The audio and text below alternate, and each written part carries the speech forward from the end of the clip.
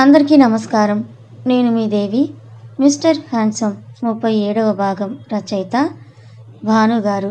మీరంత jealous feel అవ్వాల్సిన పని లేదు అని చిన్నగా చెప్తుంది. వెయిటింగ్ ఇక్కడ టైం కోసం. కొంచెం దగ్గర ముహూర్తం చూడమని చెప్పు. మీ ఆయనకంత ఆత్రంగా ఉందా మనవరాలా అని మా ముసలి ఆట పట్టిస్తుంది. కావాలంటే మీరే చెప్పండి. మీ మామయ్యకి కాల్ చేసి అలాగే చెప్తాను. నాకేమైనా భయమా? అవును, ఆత్రమే. నా పెళ్ళాం కోసం ఈ మాత్రం ఆత్రం లేకపోతే ఎలా చెప్పు అంటూ మైథిలి ముంగుల్ని సర్దుతూ చెప్తాడు జై. ఇంటికి వెళ్ళిన స్వీటీ డల్గా ఉండడం చూసి, ఏమైంది స్వీటీ, అక్కడి నుంచి వచ్చి నుండి నువ్వు చూస్తున్నాను, డల్గా అలా కూర్చున్నావు, ఏమైందని అడుగుతాడు శ్రీకర్. ఏం లేదు శ్రీకర్ అని అంటుంది. నాకు కూడా చెప్పకూడదా? అయ్యో, అలాంటిదేమీ లేదు శ్రీకర్, మా అమ్మ గురించే ఆలోచిస్తున్నా. తను అంతలా దిగజారిన పనులు చేసిందా? తలుచుకుంటేనే ఏదోలా ఉంది. తను ఇవన్నీ చేసిందని నాకు అస్సలు తెలియదు. ఎప్పుడూ చెప్పలేదు కూడా. తనకి కూతుర్నని చెప్పుకోవాలంటేనే నాకే ఏదోలా ఉందని అంటుంది. తల్లి చేసిన పనులకి వదిలే స్వీటీ. ఇప్పుడు ఎంత అనుకున్నా జరగాల్సిన నష్టం జరిగింది. ఇప్పుడు ఏమీ చేయలేం కూడా. ఆవిడ ఇప్పటికైనా మారితే మంచిదే, లేకపోతే ఇంకా మనం ఏమీ చేయలేమని ఇలా అంటున్నానని తప్పుగా అనుకోకు. మీ అమ్మకి కాల్ చేయకు, కావాలంటే మీ డాడీతోటి మాట్లాడు. నేనేం అనను. అనుకోవడానికి ఏముంది శ్రీకర్, ఇంత తెలిసాక నాకు మాట్లాడాలని కూడా లేదు, వదిలే. నాకు నువ్వు చాలు అని శ్రీకర్ని హక్ చేసుకొని చెప్తూ, అవును, అత్తయ్య మావయ్య వాళ్ళని కూడా ఇక్కడికి రమ్మనొచ్చు కదా, మనతోనే ఉంటారు. వచ్చేవాళ్ళు, కానీ మనకి ప్రైవసీ ఉంటుందని రాలేదు. వచ్చేటప్పుడు చెప్పింది, మర్చిపోయావా? వాళ్లకు మనవడినో మనవరాలినో ఇస్తున్నామని గుడ్ న్యూస్ చెప్తే అప్పుడు వస్తారంట. అప్పటి వరకు రారు. మరి వాళ్ళు రావాలంటే మనం గుడ్ న్యూస్ చెప్పాలంటే ఇప్పుడు రూమ్కి వెళ్ళాలని స్వీటీని ఎత్తుకుంటుంటే, శ్రీకర్, నువ్వు చాలా అల్లరబ్బాయి తెలుసా? తెలుసు బేబీ, నా అల్లరి నీ దగ్గరే కదా అని స్వీటీని అల్లుకుపోతాడు. చాలాసేపు అయినా వదలకుండా స్వీటీని అలా అల్లుకుపోతుంటే, అబ్బా శ్రీకర్, చాలు ఇంకా వదులు, టైం చూడు ఎంత అయిందో, పడుకో. నో స్వీటీ, ఇలాంటి విషయంలో టైం చూడకూడదు అని అంటూ స్వీటీకి మాట్లాడే ఛాన్స్ ఇవ్వకుండా అల్లుకుపోతాడు. నెక్స్ట్ మైథిలి జై కిందకు వెళ్ళేసరికి చక్రవర్తి హాల్లో కూర్చొని నవీన్ గారితో మాట్లాడుతూ ఉన్నాడు. వాళ్ళ మాటల్ని బట్టి పెళ్లి గురించి అని అర్థమయ్యి ఇద్దరు కూడా ఒకరినొకరు చూసుకొని నవ్వుకుంటారు. ఫోన్ పెట్టేశాక, ఎవరు డాడీ? మామయ్య. అవును నాన్న, మీ పెళ్ళికే ముహూర్తం చూద్దామని చెప్తున్నాను. నెక్స్ట్ మంత్ ఉందంట. మీకు ఓకే కదా అని కొడుకు కోడల్ని చూస్తూ అడుగుతారు చిన్న నవ్వుతో. మీ ఇష్టం మావయ్య అని అంటుంది మైథిలి. నీ కొడుక్కి మాత్రం ఇంకా ఏదైనా దగ్గర ముహూర్తం ఉంటే బాగుండని కోరుకుంటున్నాడు, బాగా ఆత్రంగా ఉన్నాడని అనుకుంటుంది మైథిలి.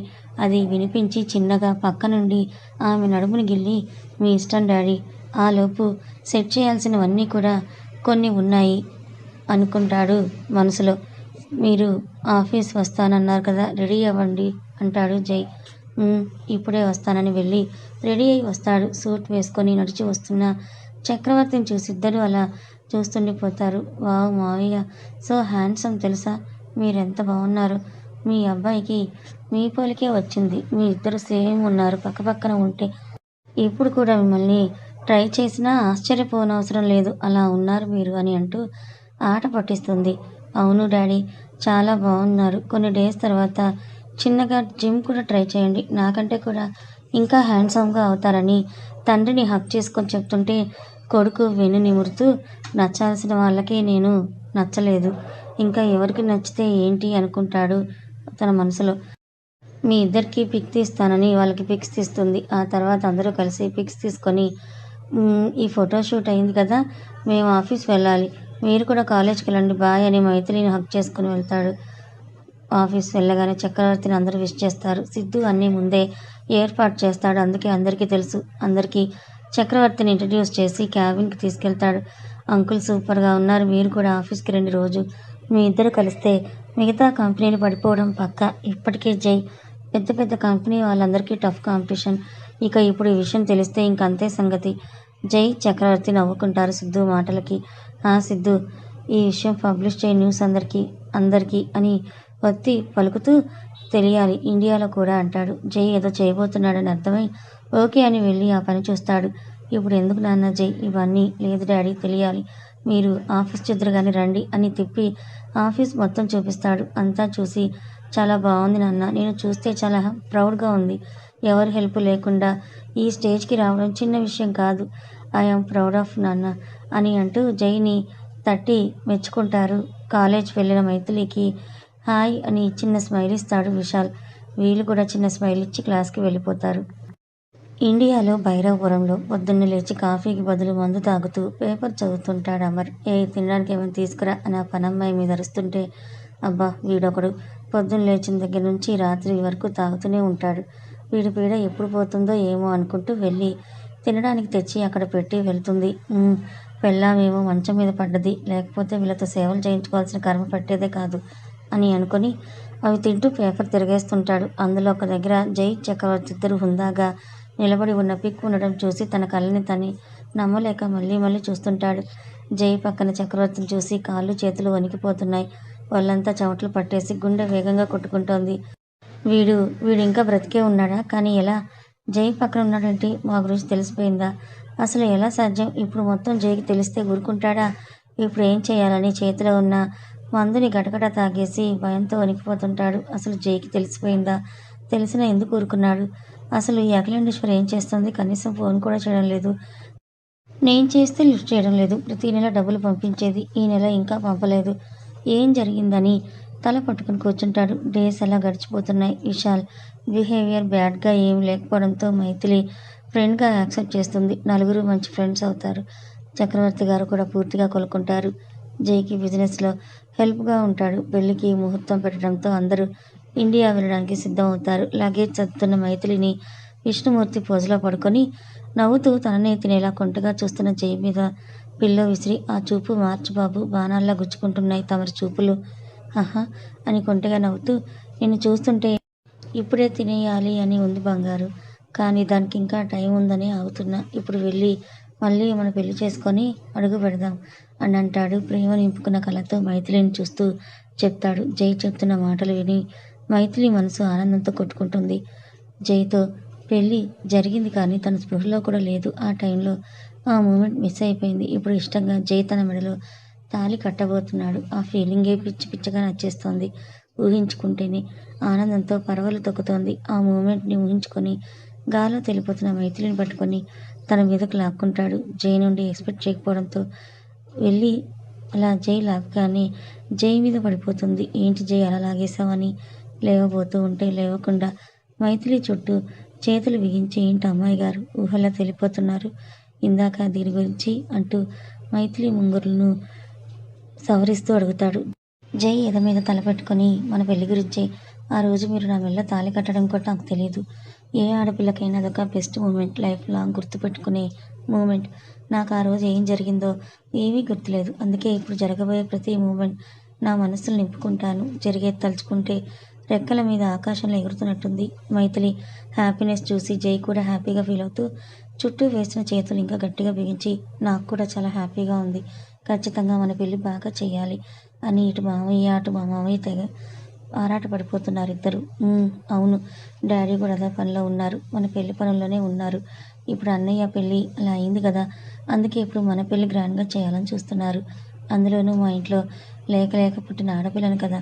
ఈరోజు మీ దగ్గర పడుకుంటా. మళ్ళీ మన పెళ్ళి అయ్యే వరకు ఆ ఛాన్సే లేదు. అదేంటని అడుగుతాడు జై. మరీ బాగుంది. పెళ్లి జరుగుతుంటే ఎలా ఉండనిస్తారు? ఒక ఇంట్లో కూడా ఉండవు. మీరు పక్కన అవుట్ హౌస్లో ఉంటారు, నేను మా ఇంట్లో ఉంటాను అని నవ్వుతూ చెప్తుంది. అలా చెప్పగానే బిగ్గమొహం వేసుకొని చూస్తాడు. జై ఫేస్ చూసి చో స్వీట్ అని బుగ్గల్లాగి నేను లగేజ్ ప్యాక్ చేయాలి, మీతో ముచ్చట్లు పెట్టుకుంటూ కూర్చుంటే ఇక పని అయినట్టే అని లగేజ్ ప్యాకింగ్ పనిలో పడిపోతుంది. నా మనవరాలి పెళ్లికి అందరినీ పిలవాలని పార్వతి గారు చెప్తున్న కొద్దీ శంకర్ గారు కార్డ్స్ మీద నేమ్స్ రాస్తుంటారు. మహావీర్ కూడా చెల్లి పెళ్లికి ఏది తక్కువ కాకూడదని మొత్తం దగ్గరుండి మరీ అన్నీ అరేంజ్ చేస్తుంటారు. ఓవైపు నవీన్ గారు కూడా కూతురు పెళ్లికి అందరినీ దగ్గరుండి పిలుస్తుంటారు. అత్త పెళ్లికి నువ్వే తోడు పెళ్లి కూతురు బంగారం నువ్వు అని దియాని ఎత్తుకొని ముద్దు పెట్టుకుంటుంది వాణి గారు. అమ్మ జాహ్నవి చెప్పండి అత్తయ్య. షాపింగ్కి వెళ్ళినప్పుడు దియాకు కూడా మైథిలికి సెట్ అయ్యేలా మ్యాచింగ్ సెట్స్ తీసుకుందాం. అలాగే అత్తయ్య తీసుకుందాం, కానీ మీ మనవరాలు వేసుకోవడమే పెద్ద గగనం. కొత్త డ్రెస్ వేస్తే చాలు ఏడుపు అందుకుంటుంది. అదే నా బాధ. ఏం కాదులేరా, కొంచెం స్మూత్ క్లాత్ ఉన్నవి డిజైన్ చేయిద్దాం.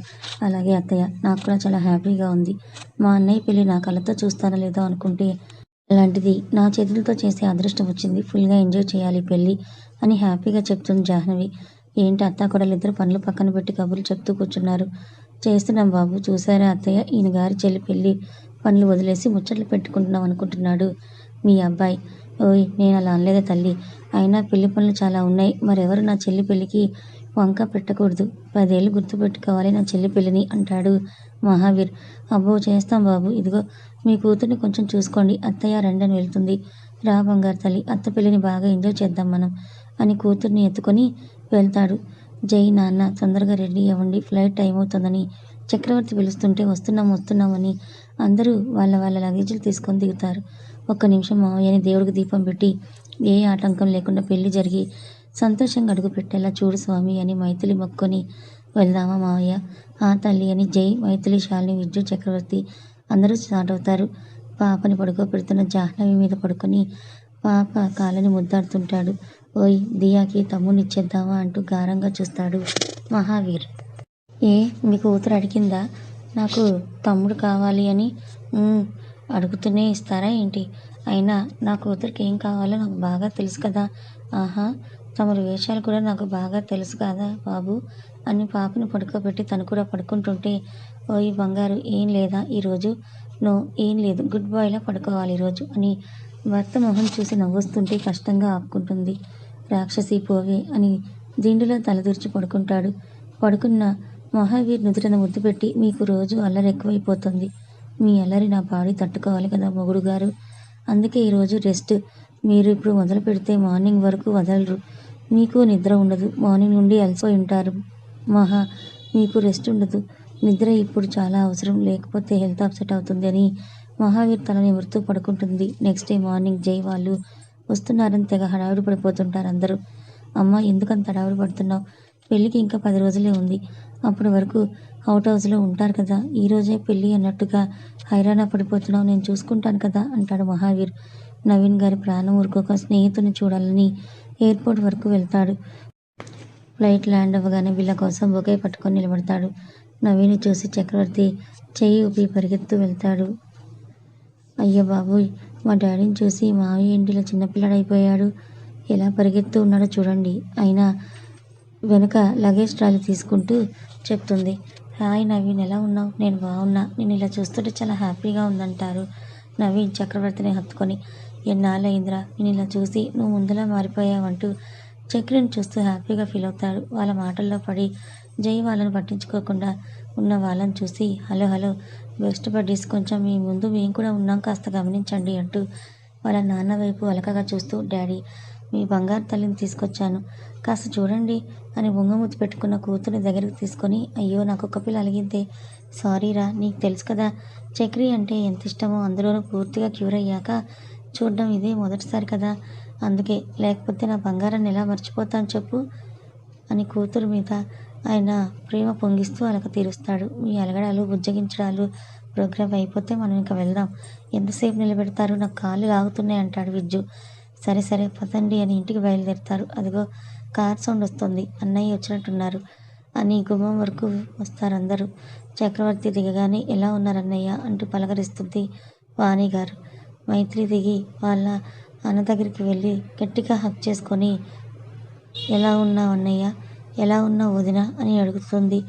అది చూసి, నా బంగారం ఇక్కడ పడుకుందిరా అంటాడు మహావీర్. పెద్దవాళ్ళందరూ జైని చక్రవర్తిని పలకరిస్తూ మాట్లాడుతుంటే, ఏంటి కాబోయే ఇంత అల్లుణ్ణి నన్ను నిలబెట్టి మాట్లాడిచ్చేస్తారా? మా బావ ఏమనుకుంటాడు? పిల్లనిచ్చే వాళ్ళకి అసలు మర్యాద తెలియదు అనుకోరు. రండి బావగారు, మీకు విడిది ఇట్లా ఏర్పాటు చేస్తాము. ఇంట్లోకి వెళ్ళేటప్పుడు కాళ్ళు కడుక్కి తీసుకుని వెళ్ళడం మంచిది, అదే పద్ధతి. రండి బావగారు రండి అని అంటూ కాళ్ళు కడగడానికి నీళ్లు పట్టుకొని నిలబడతారు మహావీర్. వెళ్ళండి సార్ వెళ్ళండి, మీ బావ మర్యాదలు చేయడానికి రెడీగా ఉన్నాడు, బాగా చేయించుకోండి అంటుంది మైథిలి. అని వెళ్ళి మహావీర్ ముందు నిలబడితే మహావీర్ జై కాళ్ళు కడుగుతాడు. అయిపోయింది బావగారు. పైకి లేవగానే జై ఇంట్లోకి వెళ్తుంటే, హలో బావ, కాళ్ళు కడిగించుకున్నారు, మరి కట్నం ఇవ్వకుండా వెళ్తున్నారని అడ్డుగా నిలబడతాడు. ఇదేంటన్నట్టుగా చూస్తుంటే చక్రవర్తి ముందుకొచ్చి అది పద్ధతి నాన్న, కాలు కడిగితే నువ్వు గిఫ్ట్ ఇవ్వాలన్నమాట అని అంటాడు. ఓ అందుకేనా కడగడానికి, ఓ తెగ ఇదైపోయావు బామ్మర్ది అని అంటాడు జై. కథ కొనసాగుతుంది. మరి ఈ కథ మీకు ఎలా అనిపించింది? నచ్చిందా? నచ్చితే లైక్ చేయండి, మరికొంతమందికి షేర్ చేయండి. Thank you so much.